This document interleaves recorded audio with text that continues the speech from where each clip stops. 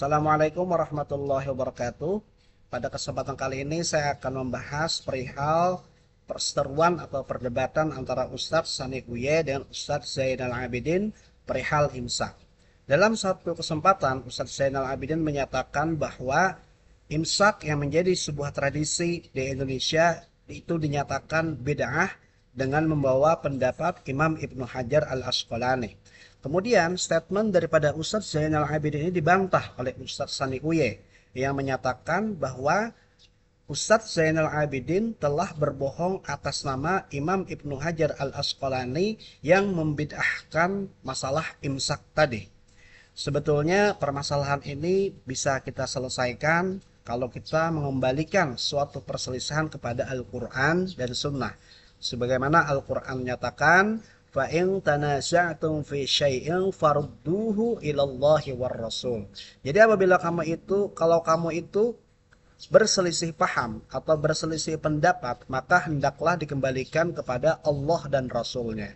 Maksudnya kita kembalikan kepada Al-Quran dan hadis. Tentu saja yang mengerti masalah Al-Quran itu dan hadis itu adalah para ulama yang expert di bidangnya. Oleh karena itu, saran saya, ayo Ustadz Zainal Abidin dan Ustadz Sani Uye ngopi bareng. Ustadz Zainal Abidin silahkan bawa kitab Fathul Bari, kemudian tunjukkan di mana teks daripada di mana teks daripada Imam Ibnu Hajar Al-Asqalani menyatakan bahwa imsak itu bid'ah pada kitab tersebut. Demikian juga Ustadz Sani Uye juga bisa membawa kitab Fathul Bari, kemudian bisa membuktikan bahwa betul Ustadz Zainal Abidin telah berdusta atas nama Imam Ibnu Hajar Al-Asqalani yang membid'ahkan tentang masalah imsak tadi. Jadi semuanya akan menjadi clear kalau keduanya mau duduk bersama, berdiskusi sebagaimana petunjuk Al-Quran yang saya katakan tadi.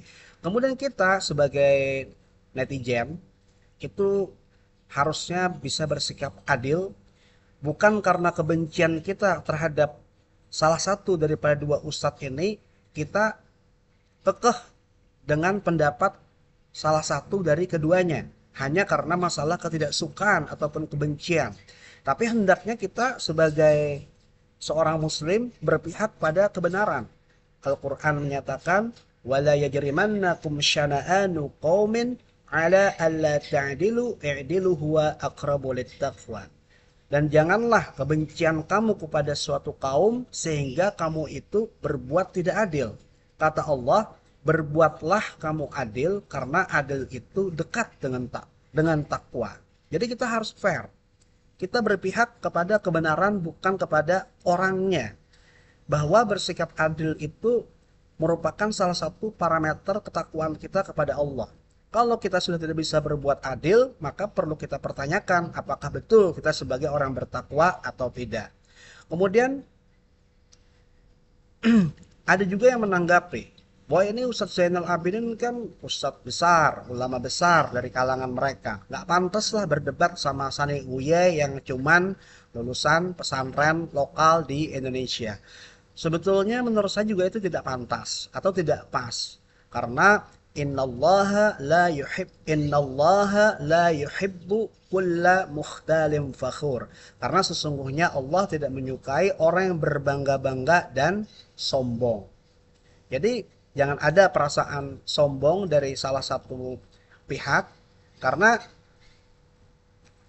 menyatakan bahwa imsak itu merupakan perbuatan bid'ah atas nama Imam Ibnu Hajar Al-Asqalani, ini merupakan suatu tuduhan yang serius. Sama halnya juga Ustadz Sani Uye menuduh Ustadz Zainal Abidin sebagai seorang pendusta atas nama Imam Ibnu Hajar Al-Asqalani, ini juga merupakan tuduhan yang serius. Jadi jangan dibiarkan.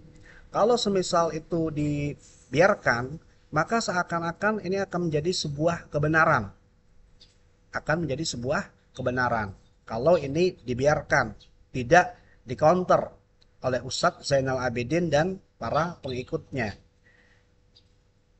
Atau misalkan Ustadz Zainal Abidin dan para pendukungnya itu bisa melaporkan Ustadz Sani Uye ke pihak berwajib, dengan undang-undang ITE tentang pencemaran nama baik, perbuatan tidak menyenangkan, atau misalkan ujaran kebencian, untuk melaporkan ke pihak yang berwajib bahwa Ustadz Sani Uye telah memfitnah Ustadz Zainal Abidin yang melakukan kedustaan atas perkataan Imam Ibnu Hajar Al-Asqalani. Nah, itu juga bisa di situ.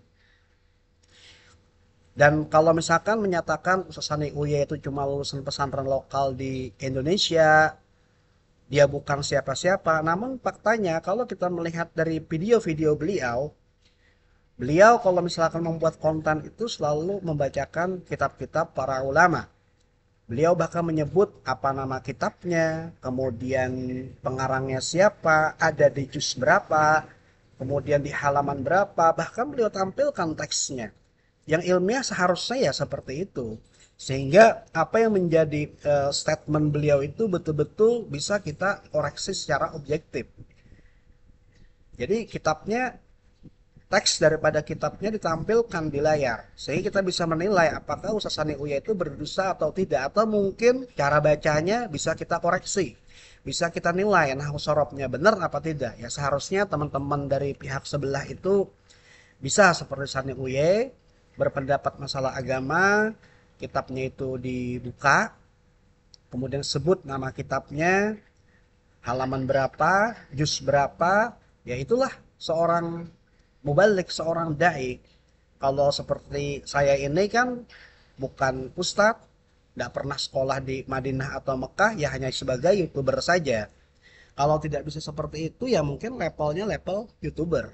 Tapi bagi saya seorang Ustaz Hani Uye itu bukan seorang youtuber, memang beliau betul seorang ustadz karena memang membacakan kitab-kitab para ulama, disebutkan nama pengarangnya, juz berapa, halaman berapa, teksnya pun ditampilkan sehingga dapat dinilai secara objektif.